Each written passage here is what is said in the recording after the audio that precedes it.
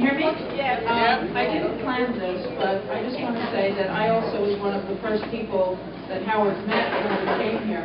And the Alliance for Democracy was we had a study group, a corporate study group, to learn all about the history of corporations and how we came to be where we are. And that's when I first met Howard, I think. Howard came to that study group. And I still remember him introducing himself and his corporate background. And I thought, well, this is interesting. We've got this corporate guy here. And it was just amazing what the contributions that Howard made to that group. And I want to thank you, Howard, for your contributions to our understandings and for learning along with us and for being there with the Alliance for all these years and with the activist community, and also for being such a good friend to me and to everybody else. And Howard has had an enormous impact on my life here, and I want to thank you.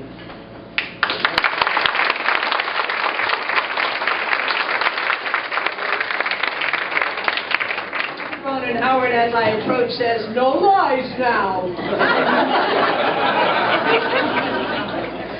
I thought you wanted me to tell the truth. Oh my God. All right, I will.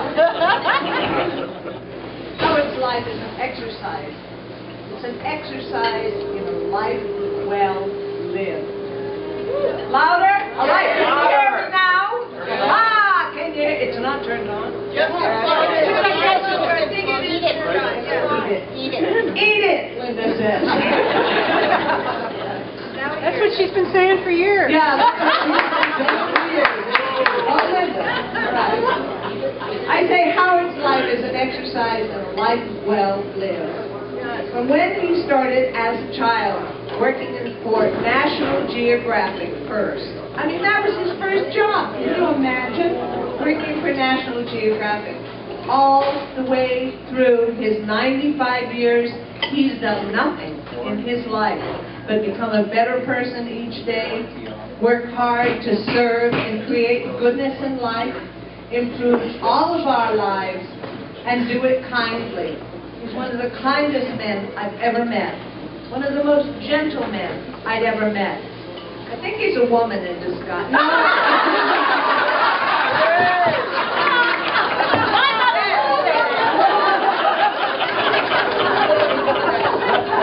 Linda says, my mother wouldn't say that.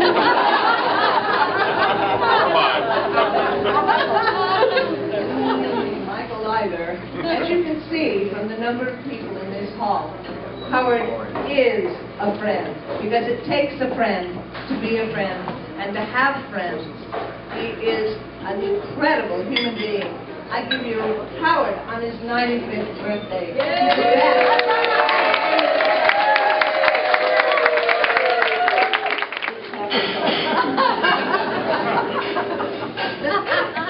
We all, yeah, 10:30 in the morning, but you got there early the day I said 10. And so we talk about his politics and his activism and his brain, but there he is working his body. And at whatever age you are, I'm not sure. You say you're 95, but I think you're younger than that. Yeah, I think you are. Anyway, we all in class, in my heart, I praise Howard all the time. And everyone in there, I'm sure, does too. And he's brought other people to class, like Georgia, and I don't know who else, many others. And I think I was told I was only had 2 minutes, but here I am. I have a little bit more. Anyway, and then my mother, years and years ago, I just remember this, gave me, when my mom passed away, she gave me some Paul Robeson records that when I was a kid, she said, this is part of history. You know, if someone comes knocking on the door, and this was during McCarthy time, and they ask you if you have these records in the house, tell them you don't have them. So after my mom died and I brought them back home, I thought, you know, what am I going to do with these? And I thought Howard would be the one I could give them to. And eventually, he will get them on something, and I will be able to give them again. So I want to thank you for your activism in your mind and your body, and just how much you've touched everyone.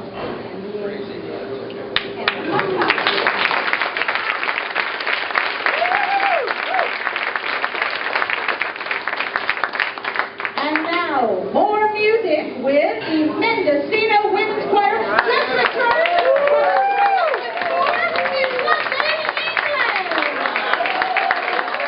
While our gals are tuning up their uke, I have a couple of other words. My mom was born 7 years before Howard, and she was known as the gadabout and a pistol and various other things. And one day we were having lunch on her back porch in Danville, and she was with her friend Joni, who was about 10 years younger than she. Joni, I think, was about my age, almost 60.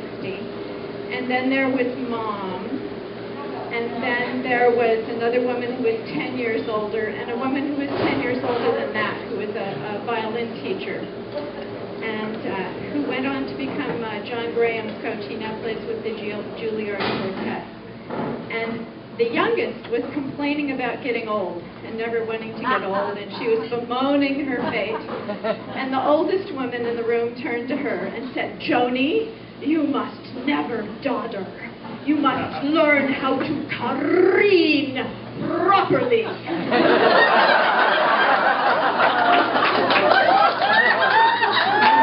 Howard is y'all do a great job at careening properly. So, to Howard, who has the hindsight to know where he's been, the foresight to know where he's going, and usually the insight to know if he's gone too far.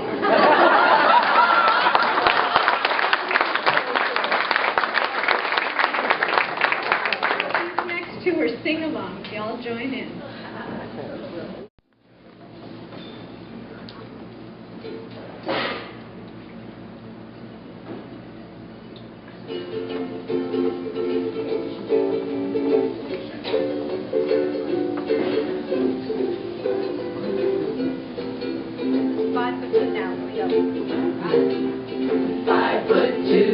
Eyes of blue, oh what goes lightning can do, has anybody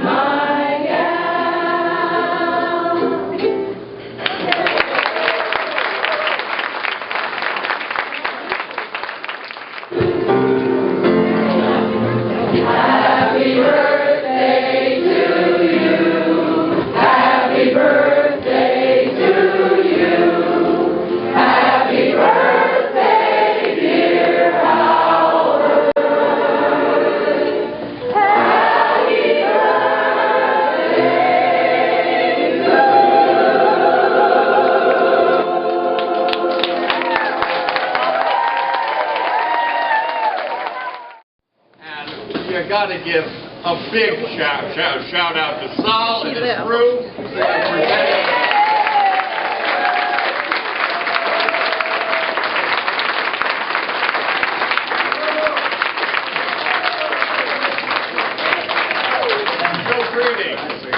I'm still Michael Ennis, Howard's son.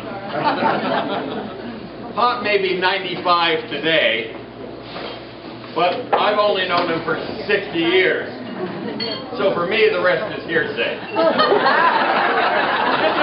our purposes today, I'd like to divide that 60 years into thirds. For the first 20, he was mostly absent. We started in the 50s, and that was very much the way of that time. But the exception was when the first, to my knowledge, of his exceptional women, my mother, Billy, passed away in the mid-60s.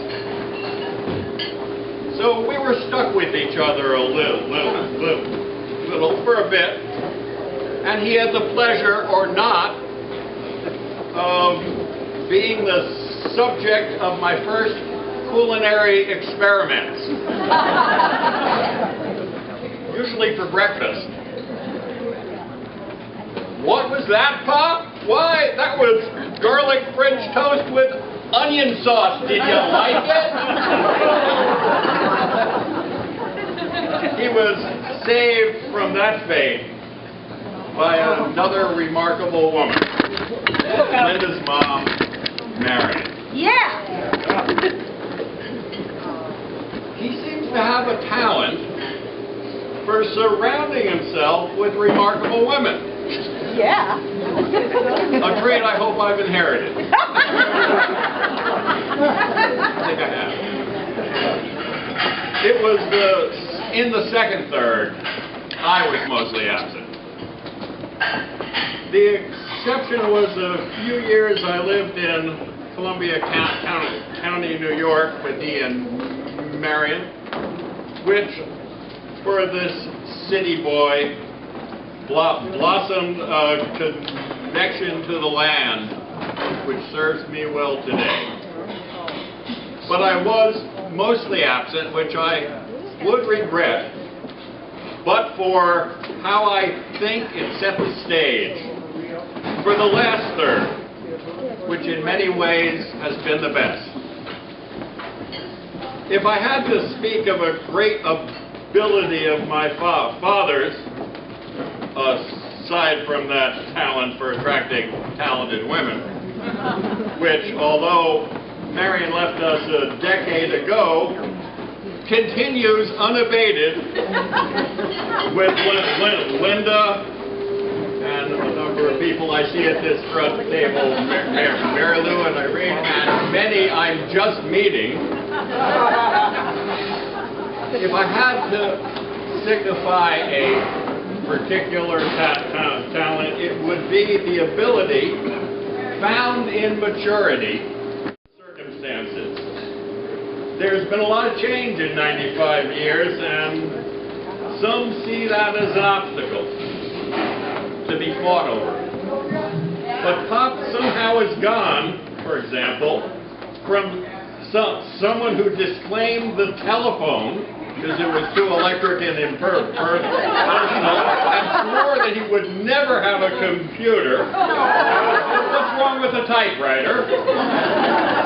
To a person with the longest email listserv and a deeper commitment to progressive causes than anybody I know.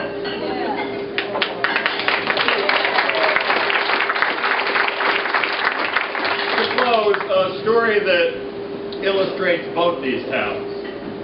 Last fall, I went to an event where Francis Moore Lapay was featured.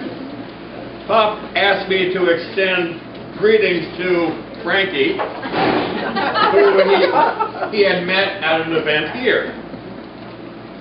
This was thousands of people at Cooper Union with no chance for face-to-face. So to get a personal word, I bought her book and got in the line to have her sign it.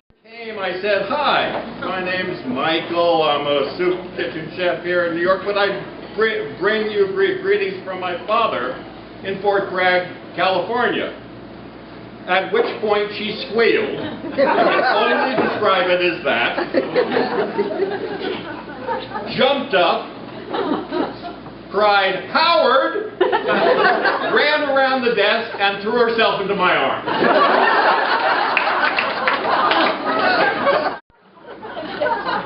The ability to grow and change at any and every age is really the only hope we have for our collective future.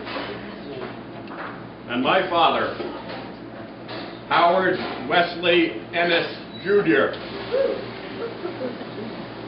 fills me with hope every day. Happy birthday, Bob. This is my happy birthday for Howard Ennis, and I am delighted to celebrate your birthday. Howard Ennis is a hero to me, and I don't use that word often. But I know that when my dark hours come, as they do sometimes, that I often turn to a conversation that I was privileged to have with Howard a few years ago in Fort Bragg. I will never forget it. I sat enthralled as he described to me the world that he inhabited, the spirit of adventure and purpose and determination to serve, when he entered public service in the Roosevelt administration. It was a thrill to hear his stories. And what it meant to me, that idea that this government is them and not us, that there was a time in which we were all feeling that we could work together and create the America that we want. And that selflessness alone is, I think, what makes the world go round. So I really love to wrap myself in the experience of Howard and what he did during the Roosevelt era as a reminder of what we are capable of. And so he's lived a very different story than we think is the only story in America today. And just thinking of your life, of Howard's life, that is, gives me tremendous courage and hope. And so I am so happy, Howard, that you've taken such great care of yourself, that you are around to so inspire me and so many others. And your friendship means so much. And I am looking forward to celebrating your 100th birthday. Thanks, Howard.